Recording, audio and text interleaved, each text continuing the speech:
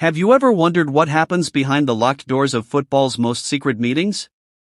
What if I told you that, just now, Sir Alex Ferguson, yes, the legendary manager himself, held a hidden, private meeting involving Mason Greenwood and Manchester United's next possible savior, Ruben Amorim?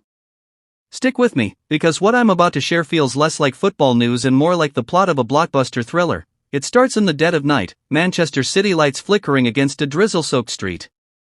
An unmarked black car pulls up near an old stone building that's seen decades of history, football history.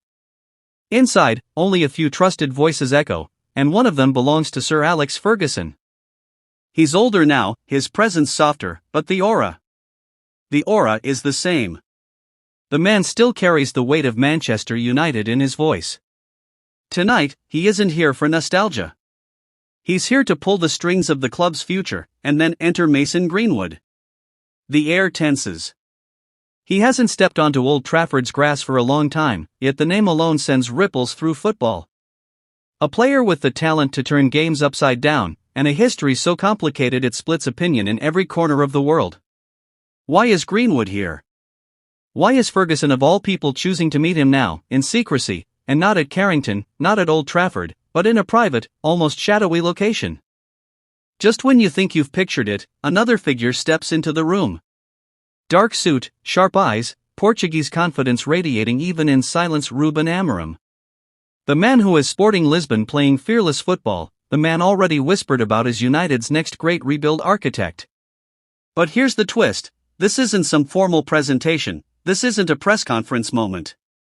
This is Ferguson, Greenwood, and Amorim, face to face, in a meeting almost nobody knows about. The conversation begins with silence. Ferguson breaks it with a gravelly tone. If this club is to return to greatness, it cannot just be about transfers. It must be about redemption, discipline, and trust. Greenwood shifts in his chair. Amorim leans forward, his hands locked together. The tension is thick, and here's where it gets gripping. Ferguson, the man who once turned boys into legends Giggs, Scholes, Beckham, Ronaldo, he now asks Amorim one question that could define Manchester United's next decade: can you handle him? Pointing straight at Greenwood. Amorim doesn't blink. He doesn't flinch. Instead, he smiles, the kind of smile you can't quite read, and says, "The question isn't whether I can handle him. The question is whether he can handle me." For a second, Greenwood's eyes flicker. Pride? Nerves? Maybe both. But Ferguson is watching, testing. This isn't just about footballing talent anymore. It's about whether Greenwood can fit into Amorim's vision of United, a vision of intensity, discipline, and hard-running commitment. The meeting grows heavier. Ferguson presses on Greenwood, reminding him of the weight of the shirt. Amorim challenges him, "I need warriors, not distractions. If you want back into this club, you'll need to prove not just to me, but to every teammate, every fan, and every soul in that stadium that you deserve it." Greenwood doesn't answer immediately. He sits in silence. His jaw tight, before finally muttering, "I just want to play again. I just want to fight for United." Now picture this, Ferguson leans back, satisfied but not smiling.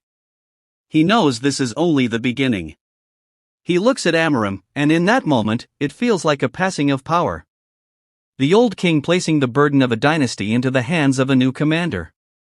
And at the heart of it all, Greenwood sits uncertain whether this night will be remembered as his path to redemption or just another secret that never reaches the light. But here's the real twist, this meeting wasn't supposed to happen tonight. It wasn't even on the club's calendar.